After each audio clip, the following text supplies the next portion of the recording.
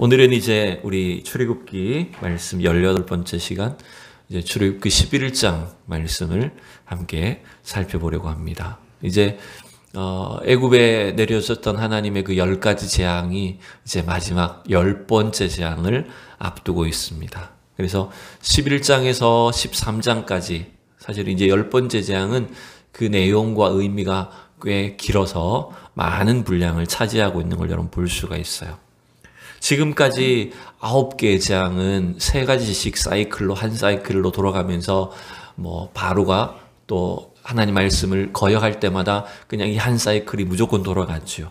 그런데 이제 이 마지막 재앙은 그 수준이나 의미가 너무나 중요하기 때문에 이제 석장에 걸쳐서, 최소한 석장에 걸쳐서 길고 자세한 내용이 이렇게 이어지고 있는 걸 여러분 볼 수가 있습니다. 특별히 오늘 이제 10장은 이 마지막 10번째 재앙에 대해서 자세히 보여주고 있다기보다는 이제 지금까지의 과정을 통해서 하나님이 이 10번째 재앙을 통해 이 출애굽이라고 하는 이 어떤 하나님의 구원을 어떻게 이루시는지를 보여주는 내용입니다. 그래서 단순히 10번째 재앙 하면 장자의 죽음 이런 걸로 끝이 아니라 그 장자의 죽음과 함께 이 유월절 사건과 그리고 출애굽이 하나님의 구원이 펼쳐지는 이 놀라운 일들이 어떤 의미가 있는가라고 하는 것들을 보여주는 것이 10번째 재앙이다라고 하는 걸 볼 수 있어요. 여러분 10번째 재앙은 결국 하나님의 구원이, 출애굽이라고 하는 구원이 시작되는, 출발되는 그런 장면이라고 볼 수 있겠죠. 이게 이제 우리 범죄학이나 이런 데서 쓰이는 용어로 트리거 효과라는 게 있습니다. 트리거 효과라는 게 뭐냐면 방아쇠 효과라는 거예요. 이게 어떤 사건이 일어나기 위해서는 그 시발점이 되는, 시발이 요게 아닙니다, 여러분. 네.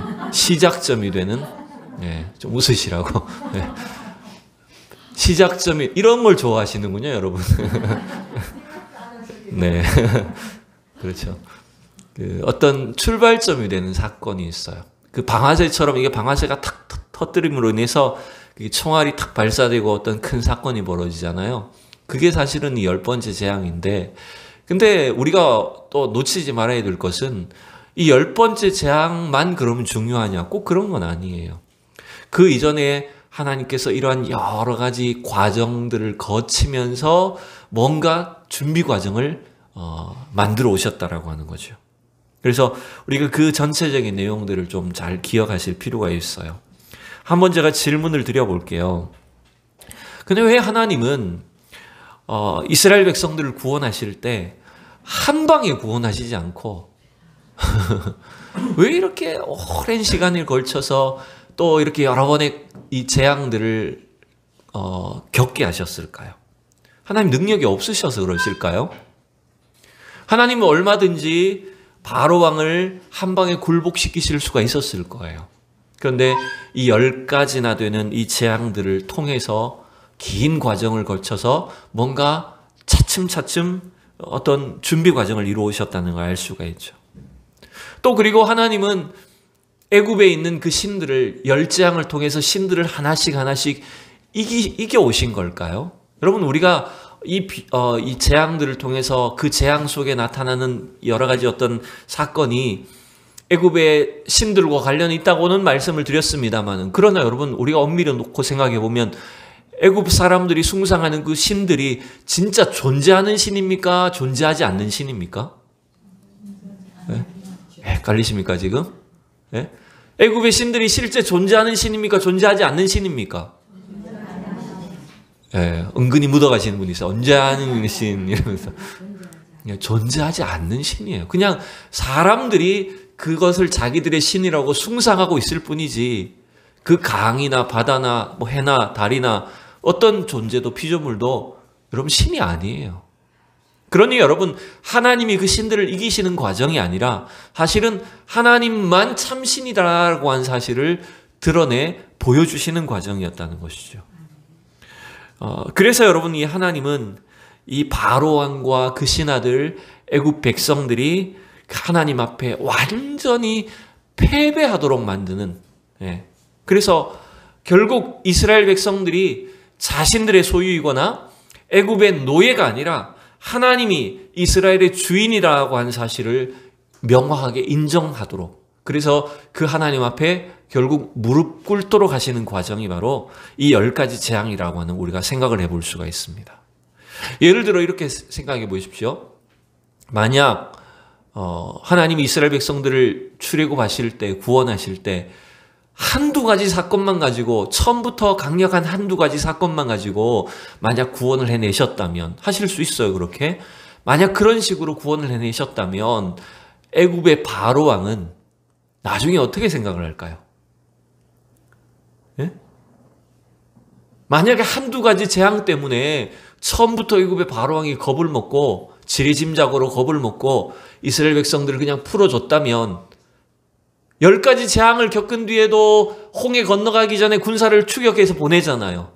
그랬던 바로 왕이라면 만약에 여러분 한두 가지 재앙만 가지고 이스라엘 백성들을 풀어줬다면 나중에 어떤 생각을 할까요?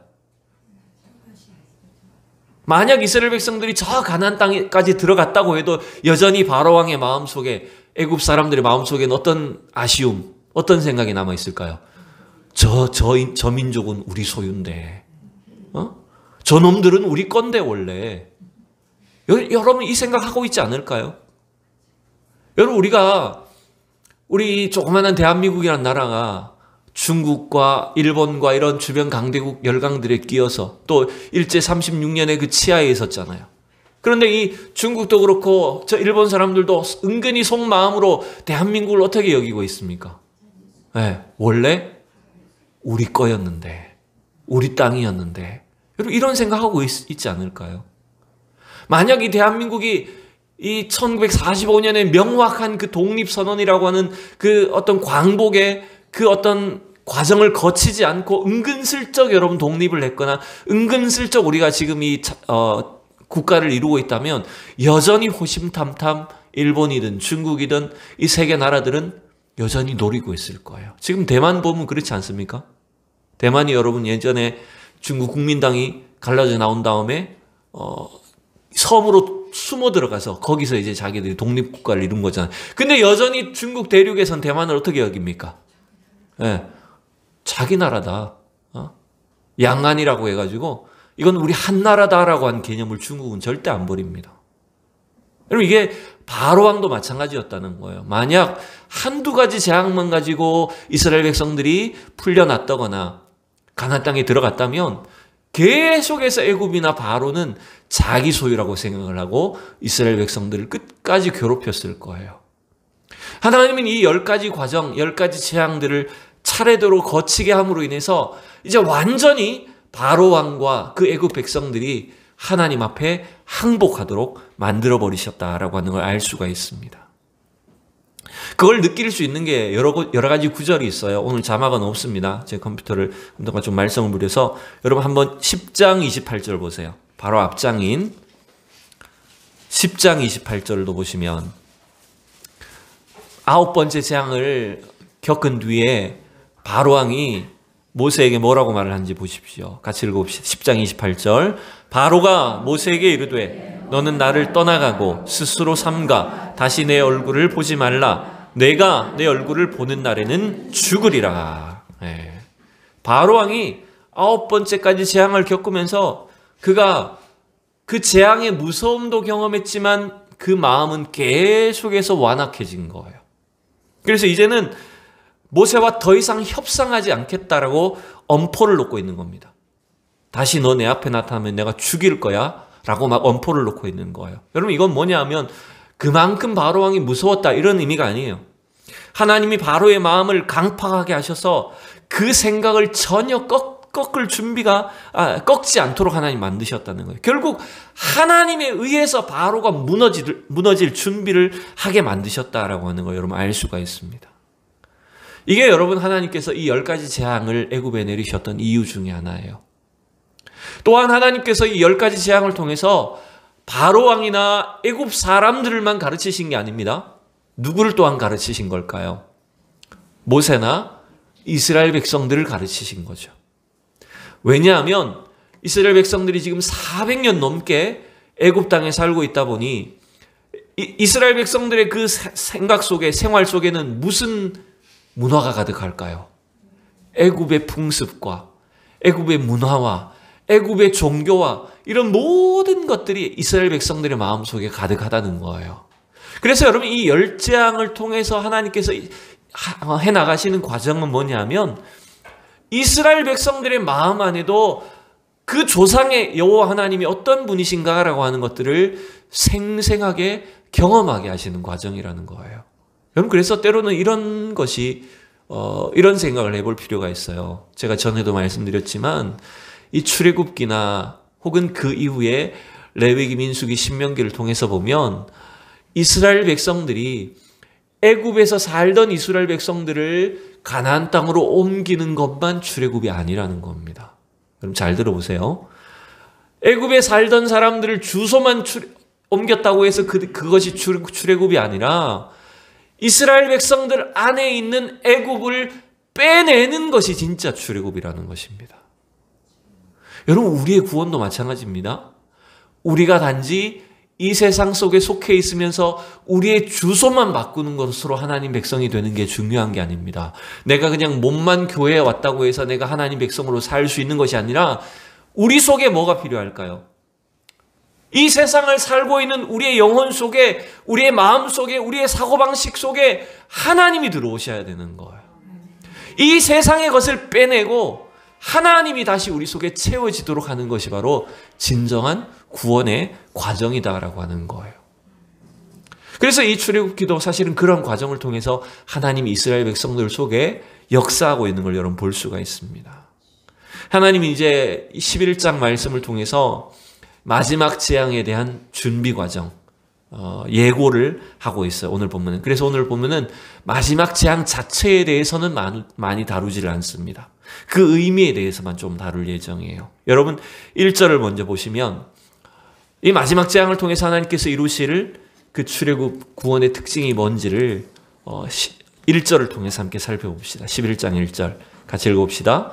여호와께서 모세에게 이르시기를 내가 이제 한 가지 재앙을 바로와 애굽에 내린 후에야 너희를 여기서 내보내리라.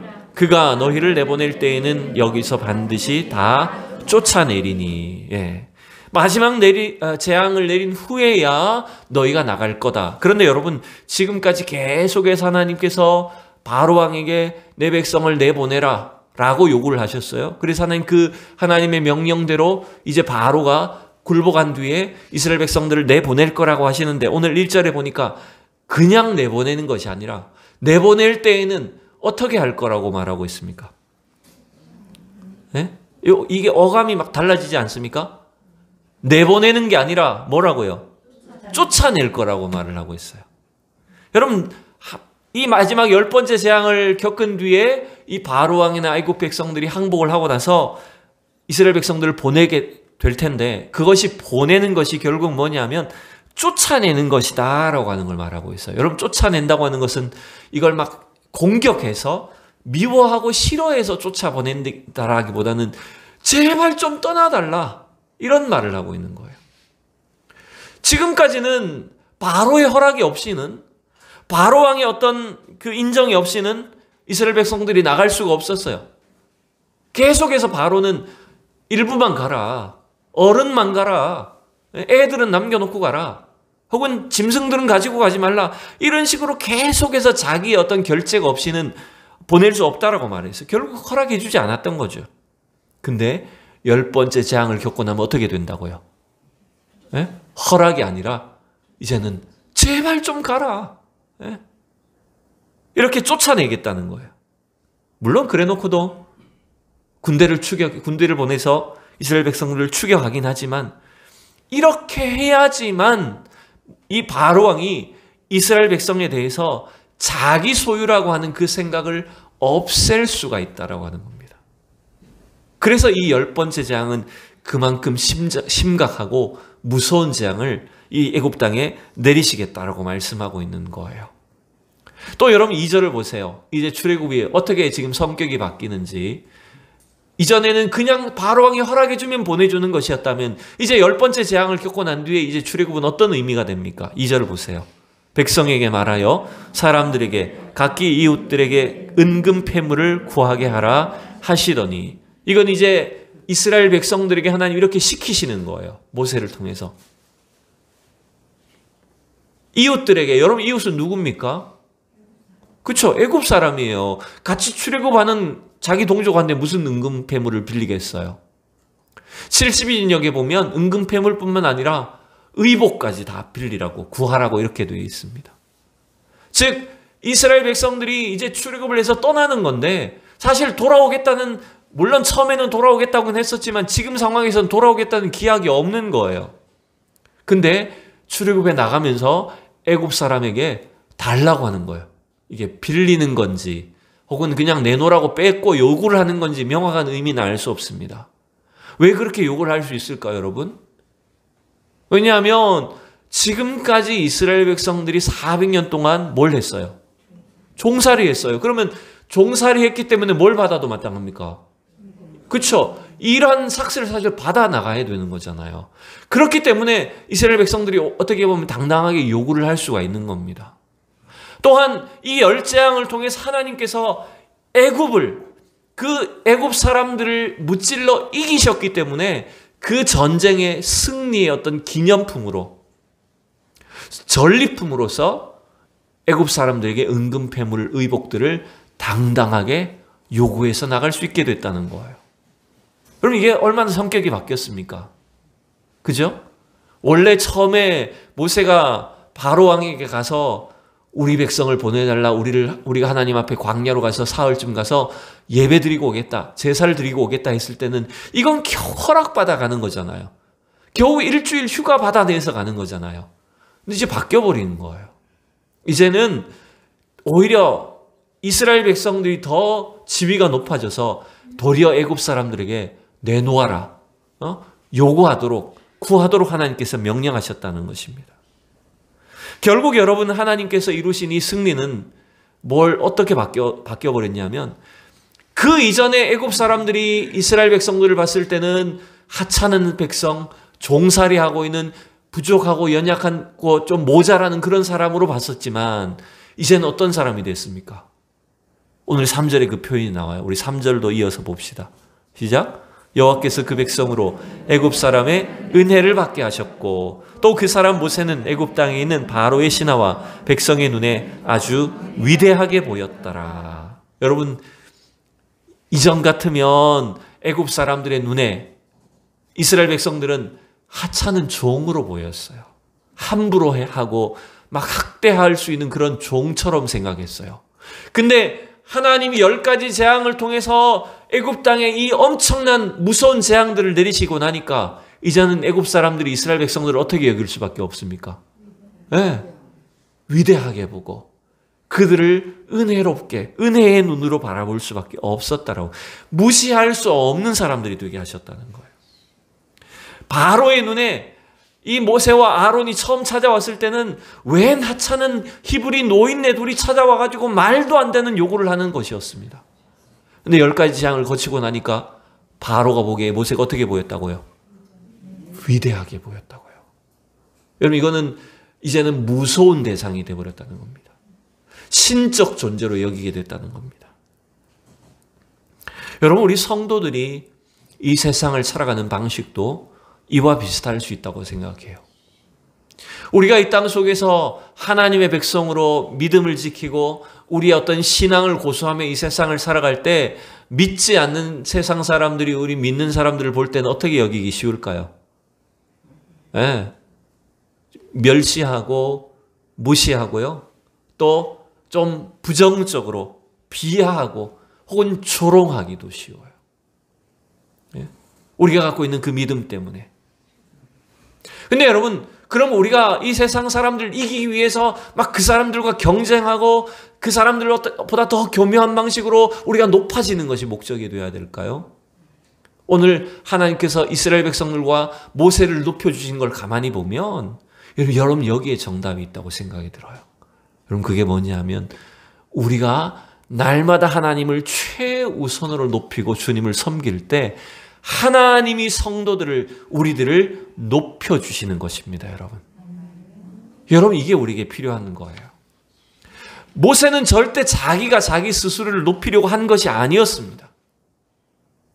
하나님이 그 구원의 과정을 통해서 하나님의 능력과 하나님의 권능을 이스라엘 백성들 가운데 나타내 주셨기 때문에 그 하나님의 승리를 통해서 모세를 큰 자로 세워주신 거였어요. 여러분, 그래서 우리 성도들이 이 땅 가운데 해야 될 일은 뭐냐면 우리가 날마다 하나님을 하나님 되게 여러분 높이시는 겁니다. 여러분, 그래서 말씀의 제목이 뭐냐면 하나님을 하나님 되게 하라는 거예요. 우리는 어떤 상황 속에서도 우리 삶의 주권과 또 주인 되신 하나님을 여러분 날마다 인정하셔야 됩니다. 여러분, 그게 하나님을 하나님 되게 하는 거예요. 우리가 하나님의 주권과 하나님의 권능을 인정하고 그분을 높여드릴 때 여러분, 하나님이 우리를 높여주시는 거예요. 그래서 우리가 해야 될 일들은 날마다 어떤 상황이 나에게 찾아오든 하나님, 내가 주님 하나님 되심을 내가 인정합니다. 내가 주님의 주권을 신뢰합니다. 내가 주님의 뜻에 따라가기를 원합니다라고 날마다 주님을 높이셔야 됩니다. 주님을 주님 되게 하셔야 됩니다. 그것이 바로 모세와 이스라엘 백성들을 하나님께서 그 애굽에서 그들을 높여주시고 또 큰 자로 두려운 자와 같이 인정받게 하신 걸 여러분 볼 수가 있습니다. 여러분, 반대로 하나님을 하나님으로 인정하지 않는 이 바로 왕과 애굽 백성들에게는 여러분 어떤 일이 생길까요? 이제 하나님은 마지막 10번째 재앙을 이제 선포를 하십니다. 그게 4절부터 8절까지 내용인데, 우선 그 10번째 재앙은 뭐죠, 여러분? 그렇죠. 장자의 죽음입니다. 동물이든 사람이든 모든 사람에게, 모든 집집마다 첫 번째 난 것, 장자는 다 죽을 것이다 라고 재앙을 선포하신 거예요. 이제 그 내용은 12장에서 자세하게 이제 다룰 예정이에요. 그런데 하나님은 지금 이 재앙을 내리실 때 이제 좀 독특한 방식이 있습니다. 4절에 보시면 그 전까지는 전부 다 모세의 손을 이용하거나 지팡이를 통해서 하나님께서 재앙을 내리셨다면 오늘 10번째 재앙을 하나님 어떻게 하신다고 말씀하십니까? 그럼 4절에 보세요. 모세가 바로에게 이르되 여호와께서 이와 같이 말씀하시기를 밤중에 내가 애굽 가운데로 들어가리니. 누가 들어간다고요? 하나님이 이제 직접 그 밤중에 애굽 사람들의 땅 가운데 지나가시겠다는 거예요. 들어가시겠다는 거예요. 직접 하나님 들어가시겠다는 거예요. 그래서 애굽 땅에서 처음 난 것, 집집마다 바로의 왕궁부터 해서 모든 신하나 백성들이나 심지어 가축과 짐승의 모든 첫 번째 난 것들은 다 그 밤에 죽임을 당하는 엄청난 재앙을 겪게 될 거다라고 선포하고 있는 거예요. 그 결과 어떻게 될까요?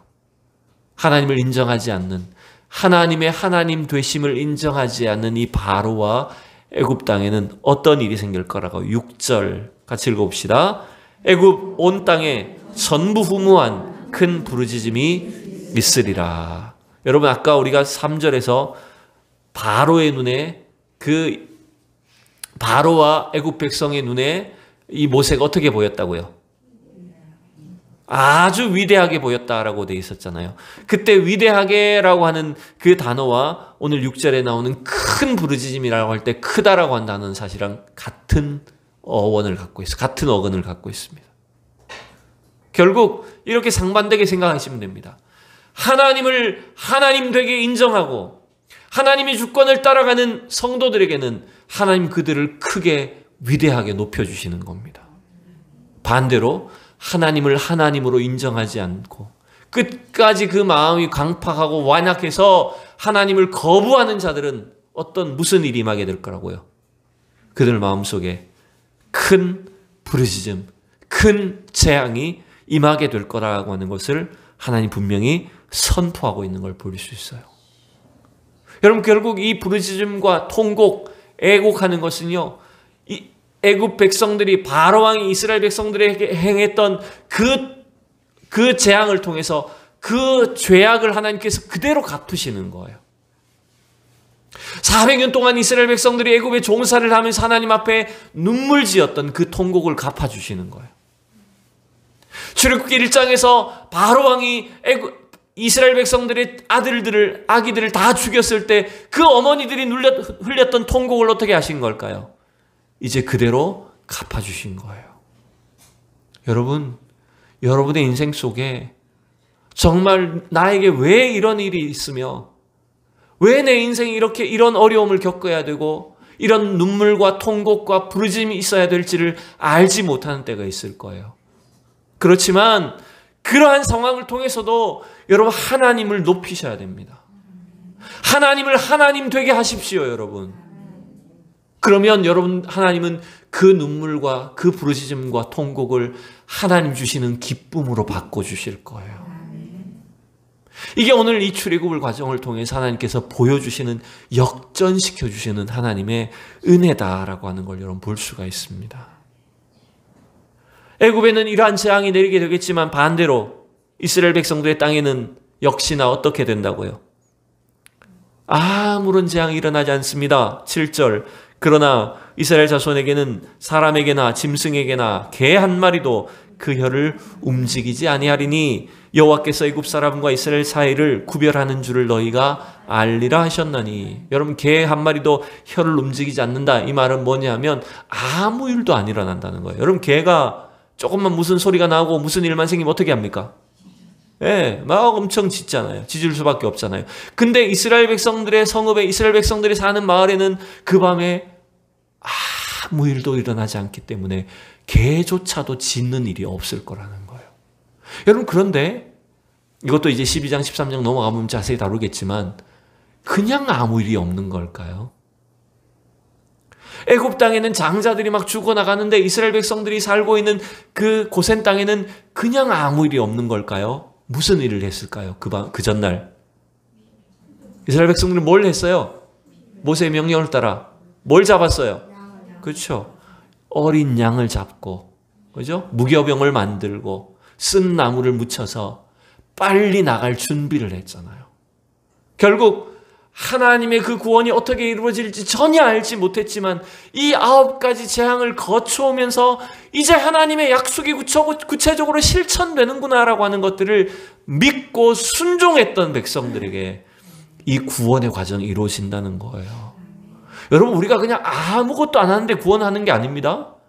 우리는 반드시 이 어린 양을 통해서 그 문설주와 기둥에 그 피를 발랐듯이 예수 그리스도의 그 보혈을 의지해서 그 보혈을 믿을 때 여러분 구원해 주시는 거예요. 그 구원의 역사가 이미 이 출애굽 과정 속에 다 예언이 되어 있고 그대로 실행이 되었던 걸 우리가 알 수가 있습니다. 그리고 이제 마지막으로 모세는 바로 왕에게 선포합니다. 8절 왕의 이 모든 신하가 내게 내려와 내게 절하며 이르기를 너와 너를 따르는 온 백성은 나가라 한 후에야 내가 나가리라 하고 심히 노하여 바로에게서 나오니라. 여러분 완전히 역전되지 않습니까?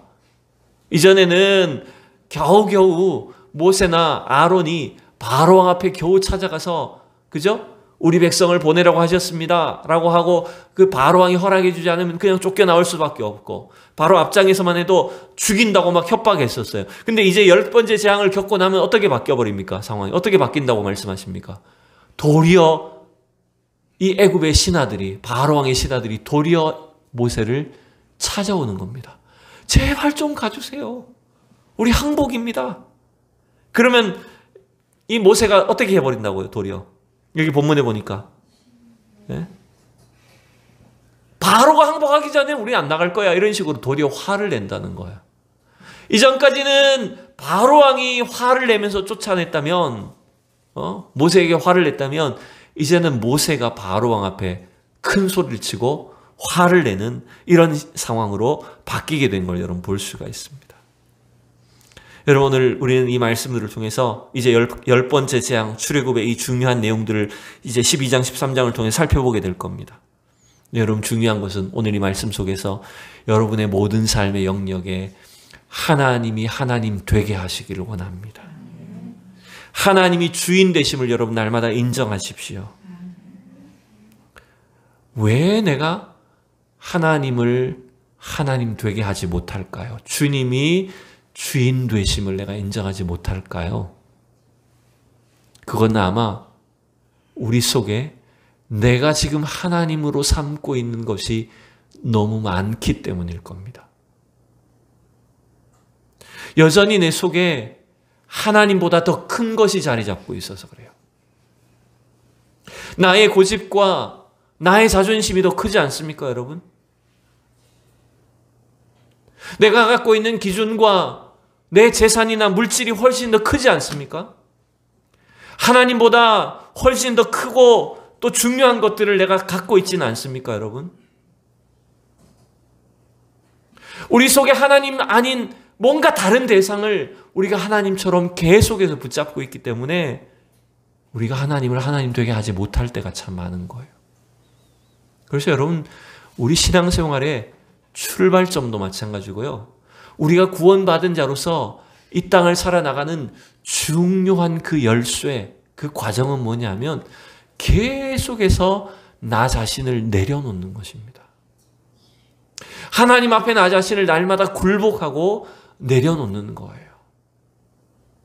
내가 아무리 중요하게 여기고 있는 것, 심지어 나의 자녀라고 할지라도, 내 인생 전체라고 할지라도 그것조차 하나님 앞에 다 내려놓을 때, 주님이 우리가 하나님을 하나님 되게 여길 때, 여러분 어쩌면 그 과정을 통해서 우리 속에 있는 번민과 고통과 아픔들을 오히려 하나님께서 사라지게 하실 거예요. 우리 속에 고통이 해결되지 않는 이유는 오히려 우리가 하나님을 하나님으로 인정하지 않기 때문입니다.